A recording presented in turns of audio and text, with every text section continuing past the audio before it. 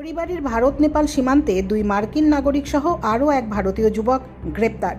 ধৃত নেইনা কলাপোরেল ও ইউনিস বিশ্ব আমেরিকার নাগরিক ও নিমা তামাং কালচিনির বাসিন্দা। এসএসবি সূত্রে খবর, আলিপুরদুয়ারের যুবক নিমা তামাংকে বিয়ে করতে আমেরিকা থেকে ভারতে আসেন নেইনা কলাপোরেল ও নেইনার ভাইজি ইউনিস। বিয়ে সেরে নেপালে মধুচন্দ্রিমা সেরে ফের ভারতে প্রবেশের আগে খড়িবাড়ির ইন্দো নেপাল সীমান্তে জাল আধারসহ দুই মার্কিন নাগরিক ও এক ভারতীয়কে গ্রেপ্তার করা হয়।